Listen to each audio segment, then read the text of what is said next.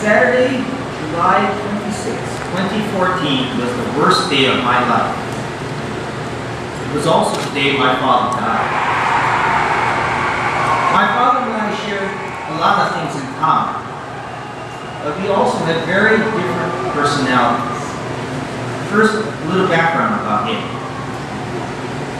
Dad was a hard-working man who sometimes held 2 full-time jobs and several part-time jobs on weekends, sacrificing both his sleep and his rest and relaxation time to support his family. My father was also an extrovert, seeking every opportunity to shine in the public limelight. He took both Dale Carnegie and Toastmasters to bolster his skill and his confidence in public speaking. He also accepted every opportunity to give presentations and to tell stories in front of groups of people. After retiring, he became a substitute public school teacher and master of ceremonies at many special events. Often he would volunteer to read a poem or to tell a humorous story at his high school reunion, or to give the bonsai toast at a family wedding reception. He frequently auditioned for television, appearing in many TV commercials, and was often an extra in programs like Hawaii Five-0.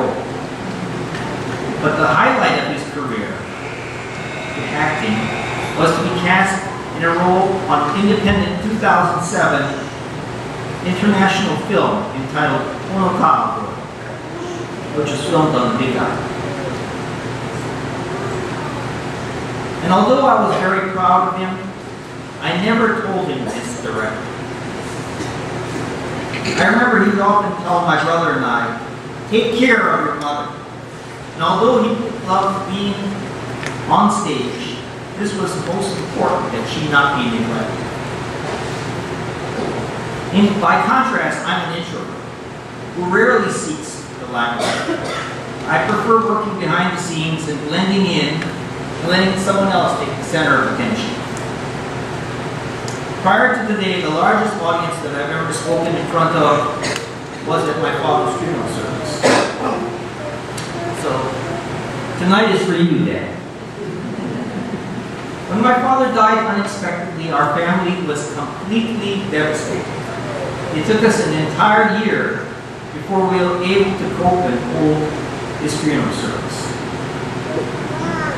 He was our leader, and although his deteriorating health prevented him from taking center stage in his final years, he was still the head of our household, making important decisions and guiding our family as he did when he was the picture of health. After my father died, I was overcome with both guilt and regret. Guilt for what I failed to do for him before he died, and regret for all the missed opportunities of what I didn't do and what I didn't say to him when he was in excellent health. My emotional outlook also changed. For someone who rarely ever shed a tear, now I would openly weep. Whenever random thoughts triggered a memory of him, I would become overwhelmed with emotion. For me, what helped the most during these difficult periods was seeking out the guidance of a professional private counselor and attending one of the many support group meetings at St. Francis Bereavement Center. My mother and I both attend monthly meetings at the Bereavement Center in Lehigh. Tonight, I wish to acknowledge 2 of our group leaders, Valerie Payton and Candace Thompson-Bach, for encouraging and inspiring me to share my thoughts with you here tonight. Take care of your mother. Although my father didn't have the strength to say these words on his final day, I am certain this was his #1 goal and his dying wish. After he passed away, I vowed to fulfill this wish. Now I spend every weekend, sometimes both days, doing activities with my mom. Shopping, dining out, doing yard work, and home repairs together.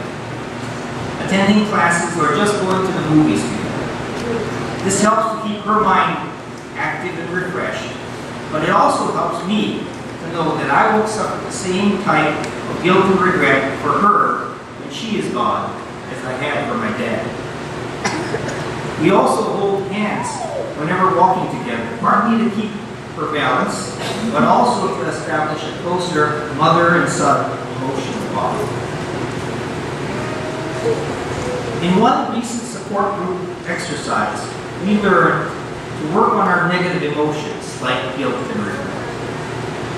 As Dr. Deepak Chopra says, be willing to redefine yourself every day. This means making changes to reinvent yourself and being open to trying different approaches that push your comfort levels beyond what's naturally comfortable for you. It means letting down your guard and letting go of self-limiting beliefs that frequently hold you back. Often, this is easier said than done. The change can be as small as speaking out about poor customer service where you normally or ordinarily remain silent, or it can be as challenging as public speaking in front of 150 people here tonight. We learn that every day is a golden opportunity to push yourself to grow just a little bit more. As I am now speaking before you, just as my dad would have naturally enjoyed speaking himself. So, tonight is for you, Dad. Tonight is for you. And I am proud, very proud to be your son. Patrick Suzuki, son of Thomas F. Suzuki, retired city and county building inspector, June 1927 to July 2014.